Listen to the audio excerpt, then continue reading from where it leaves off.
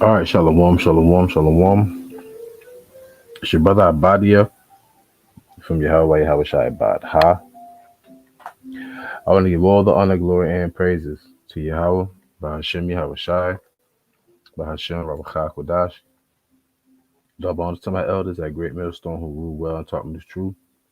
Singing honors to the elect.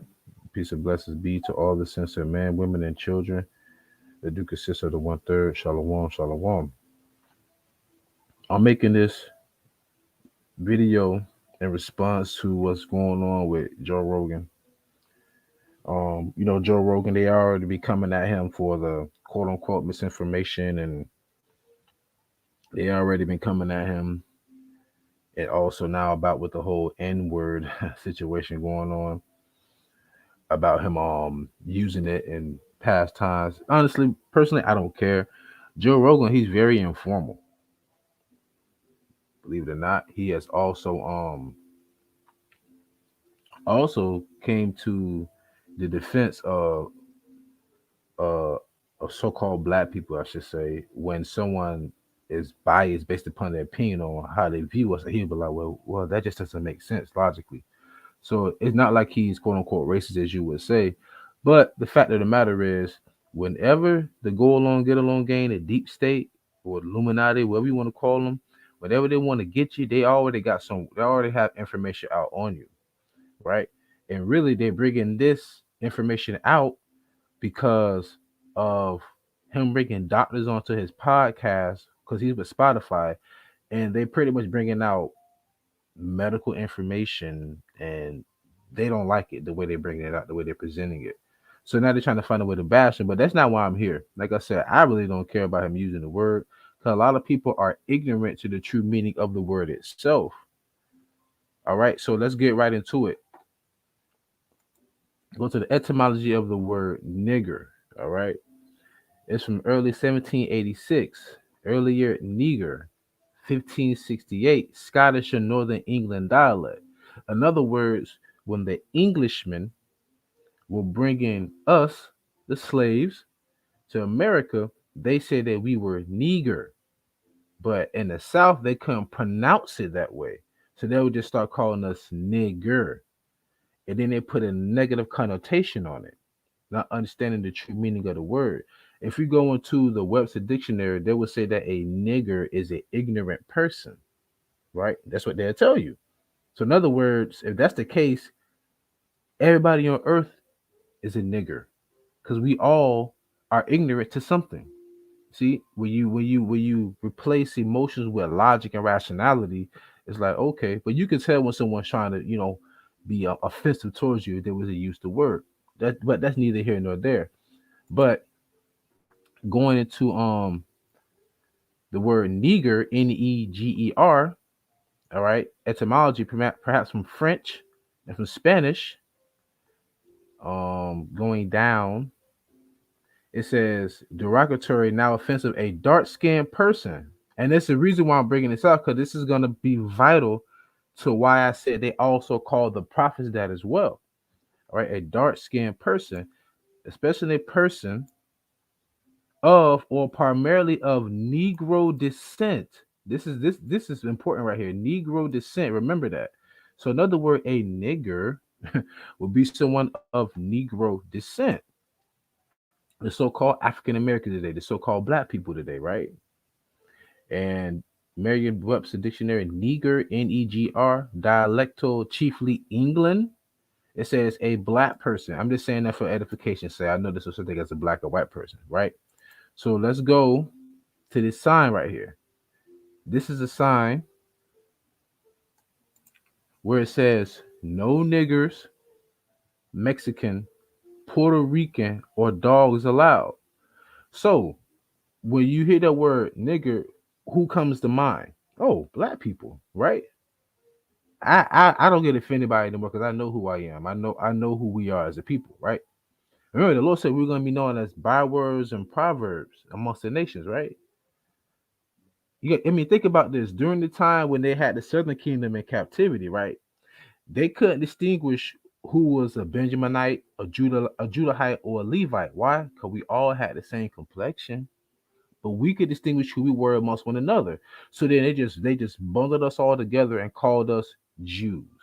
So calling us a nigger today would be no different than calling us a Jew during the time when the Messiah was on the scene. Only difference is that it puts a negative connotation on us when they call us niggers, right?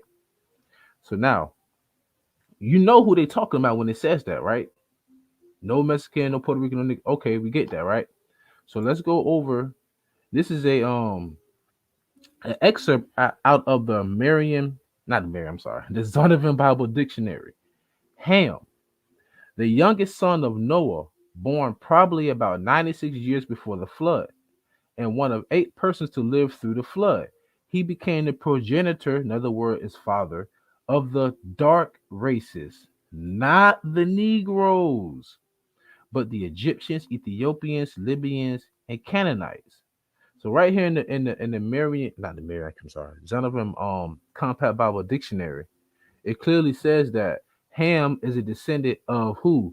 People over there in Africa. We migrated there. Notice it says not the Negroes. So we're not African. None whatsoever. Going back to the word um Neger, of Negro descent.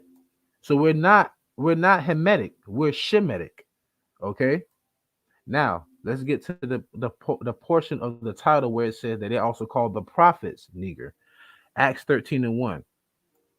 Now there were in the church that was at Antioch, church means to call out, certain prophets and teachers, as Barnabas and Simeon, that was called nigger. That's in the Bible, people. And Lucius of Cyrene and Manaen, which had been brought up with Herod the Tetrarch and Saul. So, people get bent out of shape. That's why the scripture says, "Shut it so thyself approve," and the truth shall set you free. So when he used that word, it has a negative connotation because of the history of America. But when you really dig down deep into it, it just means a dark-skinned person who will be of Negro descent or from the Southern Kingdom, right? Remember how I said how they just put Judah, Benjamin, and Levi all together and called them Jews back then because they couldn't distinguish which tribe it was from? Same thing with the so-called Negroes and brothers and sisters down in the Caribbean, who will be known as like West Indian or Haitians, the non-speaking dark-skinned tribe. I'm sorry, the non-Spanish speaking dark-skinned tribe to be more specific, right? Okay. So the prophets was also called niggers. So wait a minute. So with that being said, when people all around the world are reading the Bible, who are they praying to? Who are they reading about? Who are they reference to? The same people you call niggas, wetbacks, and coons, and spics, and tontos. Those are the same people that you worshiping. I mean, believe it or not, who do the world try to intimidate? I mean, wearing baseball, wearing that fitted caps backward. I mean, you go to all the basketball, football games, they playing our music. I mean, the halftime shows, majority of it be us.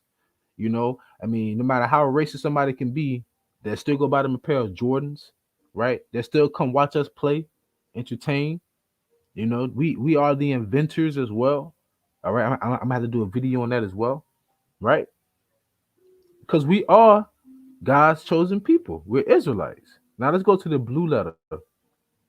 This is the Strongs for that word nigger. Strong's G 3526.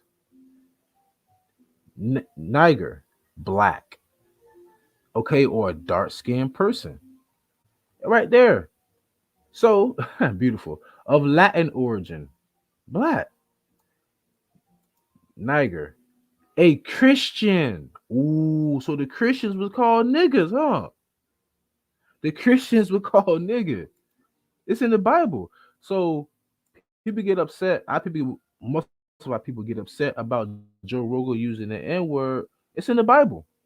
That's what they call the prophets. They all were dark skinned. All right.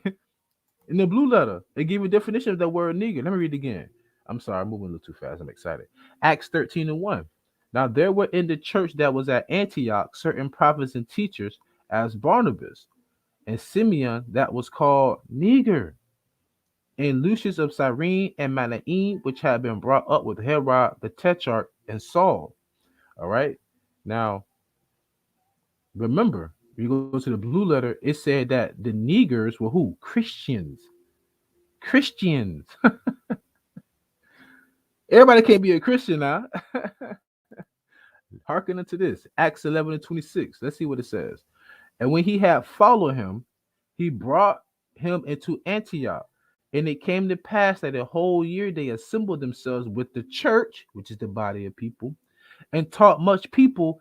And the disciples were called Christians first in Antioch.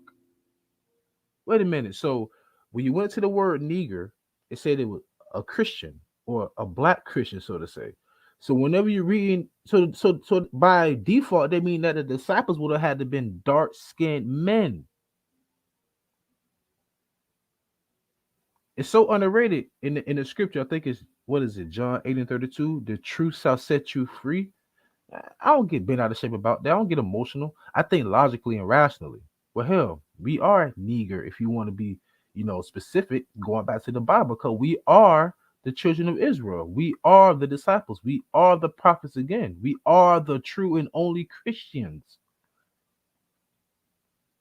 Now run tell that. Now, pardon me, that one's supposed to be there. Neither was this. We done with that. Now, like I said, I don't want to make this too long. I want to get to the point. Now, this is First Maccabees, chapter 3, verse 48. And laid open the book of the law, which is the Bible, wherein the heathen had sought to paint the likeness of their images. Hence the Renaissance era. Hence this depiction of the Messiah being a pale-faced, stringy, blonde-haired, blue-eyed man. That was an actual man that ruled during the time of the Renaissance. His father was Rodrigo Borgia, the sixth pope of Rome, and he said, if I'm the God, if I'm going to sit in the seat of God, my son will be the Messiah. Hence, Caesarea Borgia. So that depiction of that so-called white man, that Caucasian man, the Edomite man, that was an actual man that lived. I beseech you, I beg you, to watch the Showtime series called The Borgia. They damn near got the whole history pinpoint accurate. All right, and it shows you how they were the most corrupt, syndicated of family during that century. Wicketry, right? So the images that you see were images that they actually put up. Okay, let me get it. Images that they created on their own. If you're looking at the screen, it says this is what happened in the Renaissance. Notice the word Renaissance means rebirth. Let me see if I can zoom in a little bit. Original painting to the far left. Don't that look like a dark-skinned man? Right?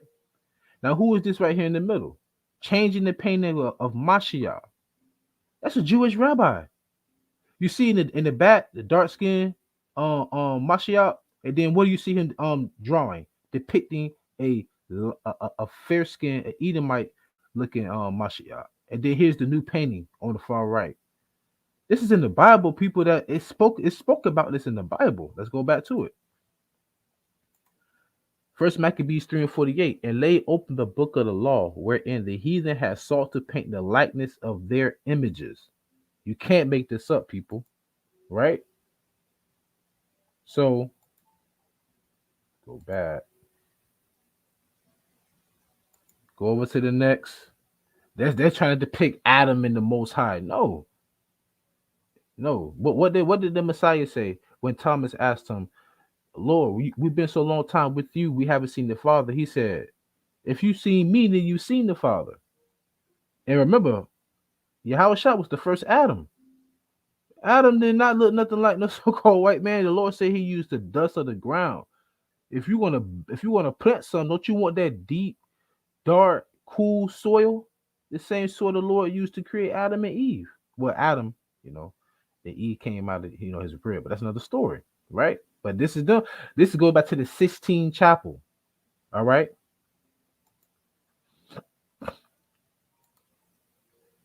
On the left side, Biblical description of Mashiach. Read Daniel 10 and 6, Revelation chapter 1, verse 12 to 15. Right? On the right side, it says biblical image of the beast. That's not what it really is, though. But this is the Caesarea Borgia, right? A man that literally he actually lived during the Renaissance. 2 Corinthians 11 and 4.